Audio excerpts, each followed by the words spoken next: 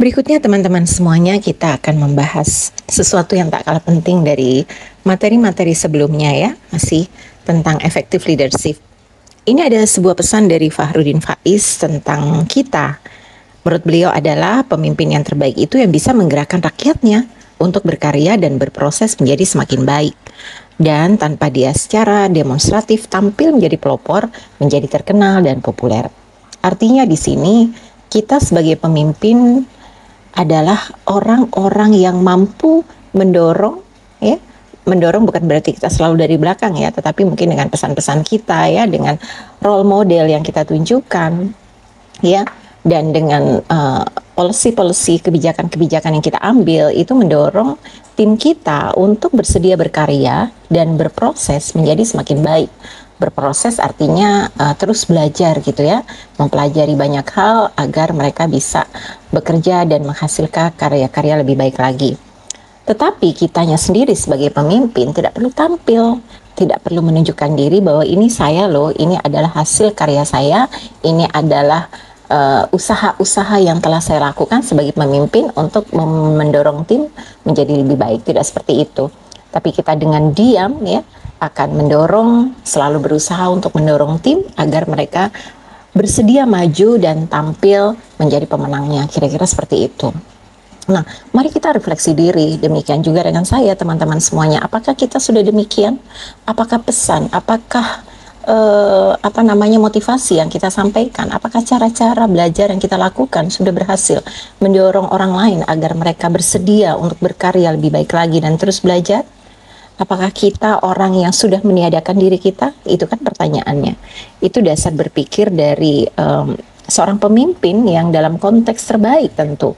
Nah, tentu jika ini belum kita belum sampai di sana, masih banyak ruang untuk kita memperbaiki diri, ya. Terus kita maju ke depan agar kita menciptakan leader-leader yang baru dan kita pada akhirnya meniadakan diri kita. Untuk bisa menjadi leader yang seperti itu tadi, ya, bahwa kita mampu meniadakan diri kita, maka ada 4 pemenuhan yang perlu kita penuhi. Yang pertama adalah pemenuhan fisik, yang kedua adalah pemenuhan sosial dan emosional, yang ketiga adalah pemenuhan tumbuh dan belajar, dan yang keempat adalah pemenuhan spiritual. Nah, teman-teman semuanya, kita bahas satu persatu. Yang pertama adalah pemenuhan fisik. Apakah artinya fisik kita harus selalu flamboyan begitu? Tentu tidak. Cukup fisik kita tentu dengan porsi kita apa adanya, karena kita diberikan fisik anugerah dari Tuhan itu berbeda-beda ya. Anda tahu kelebihan kita ada di mana, jadi manfaatkanlah. Yang penting adalah kita berbaju rapi, bersih, sesuai dengan grooming begitu ya. Rambut kita tersisir rapi, aroma tubuh kita wangi, ya, kita terus tersenyum. Itu adalah tampilan fisik yang sangat diperlukan oleh lingkungan. Ya, kita terus berjuang menjalani kehidupan dengan baik, makan, pola minum, setelah itu olahraga terus kita lakukan agar kita sehat secara fisik begitu. Dan yang kedua adalah pemenuhan sosial dan emosional ya. Mereka yang senang bersosialisasi dan bergaul memang cocok jadi pemimpin ya. Mereka akan memiliki banyak teman. Kenapa kita butuh teman, butuh sosialisasi? Ya karena banyak di bisnis ini kita perlu memiliki networking, karena banyak hal yang tidak bisa kita lakukan sendiri. Kita butuh pelanggan, kita butuh mitra kerja, kita butuh supporter gitu ya. Nah, itulah yang kita perlukan untuk menjalani pekerjaan kita, sehingga kita sebagai leader butuh punya jaringan yang ya luas dan tentu berkualitas gitu. Mari kita bahas pemenuhan yang ketiga, yaitu pemenuhan tumbuh dan belajar. Nah, ini dibahas lagi, karena kita adalah manusia atau makhluk hidup, maka satu prinsip yang tidak bisa kita tinggalkan yaitu prinsip pertumbuhan. Dalam konteks ini kita bicara tentang pertumbuhan pemikiran ya, sehingga hal yang paling bagus untuk menumbuhkan pemikiran kita yaitu dengan belajar. Belajar tidak selalu dengan kita masuk ke ini ya, formal akademis gitu ya. Bisa, itu tentu sangat bagus. Ya bisa juga dengan buku-buku atau belajar di setiap momen kita kenali ini maknanya apa, ini hikmahnya apa, itu pun belajar teman-teman. Jadi gunakan variasi pembelajaran yang cocok untuk Anda, yang efektif untuk Anda. Mari kita terus belajar agar kita selalu menemukan hal-hal yang baru, yang bermanfaat, yang pada akhirnya bermanfaat juga untuk lingkungan kita. Dan pemenuhan yang keempat dari spiritual. Loh, kenapa pakai spiritual? Ya, karena kita adalah makhluk ciptaan Tuhan. Ya, tentu kita akan selalu terhubung dengan namanya pencipta. Kalau komputer Anda rusak, dibawa kemana teman-teman? Tentu ke teknisi komputer. Itu adalah bagian dari pencipta, bagian orang yang ahli. Lalu kalau kita rusak nih, kalau kita error, dibawa kemana? Makanya kita terus terhubung, perlu terus terhubung agar kita teman-teman bisa selaras menjalani kehidupan di alam semesta ini. Karena kan kita alam semesta milik Tuhan. Jadi kita harus kenal, kita perlu kenal, kita wajib kenal, kita perlu menyelaraskan dengan aturan-aturan Tuhan, karena semua sudah ada formulanya, semua ada rumusnya. Jadi kalau kita malas, tentu apa? Ya malas tentu nggak akan sukses, kan rumusnya seperti itu. Kalau kita rajin, tentu kita akan dekat sama kesuksesan. Nah, itu sudah rumus teman-teman semuanya, ya. Kalau kita tidak memiliki mobil tapi nggak pernah dirawat, apa yang terjadi? Ya mobilnya tentu akan ngadat, ya. Itu sudah rumus. Kalau Anda punya hubungan yang baik tetapi Anda khianati orang itu, rumusnya gimana kira-kira? Nah, silakan jawab sendiri. Sama halnya dengan kepemimpinan.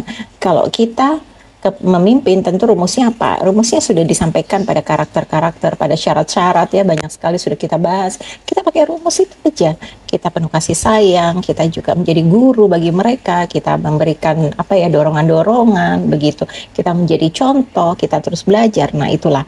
Nah, makanya teman-teman semuanya, 4 pemenuhan ini tentu perlu ada semuanya. Kalau nggak sehat tubuh kita, nggak bisa jadi leader juga dan nggak bisa aktivitas. Kalau sosial emosional kita nggak tertata, ya, bagaimana kita nggak bisa berhubungan dengan orang lain, akhirnya apa? Bentrok terus, nggak mungkin.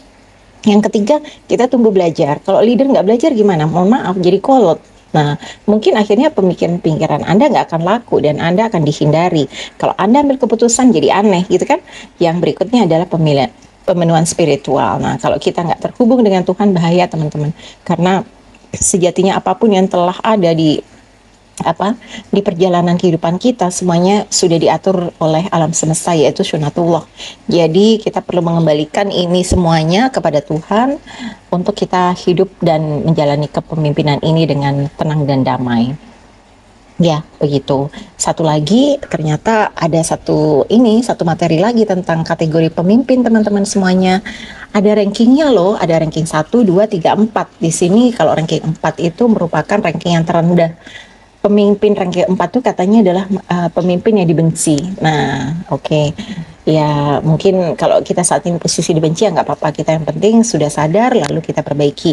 Pemimpin ranking 3 naik 1 tingkat, yaitu adalah pemimpin yang dituruti atau ditaati karena mereka takut, karena tim kita takut sama kita. Dan pemimpin ranking 2 adalah tim kita menghargai dan memuji, ya, kita dipuji-puji, kita dihargai seperti itu. Tapi ada lagi loh ternyata pemimpin ranking 1, mari kita simak apa itu.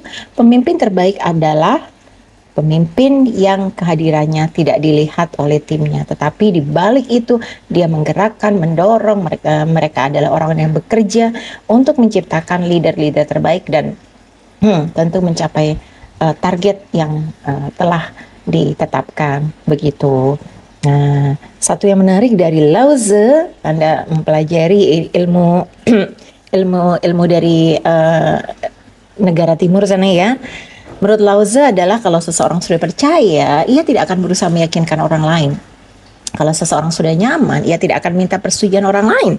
Kalau seseorang sudah menerima dirinya sendiri, seluruh dunia akan menerima. Jadi sebagai leader, yuk kita terima diri kita sendiri. Caranya seperti apa kita bahas di sesi berikutnya. Begitu, ya.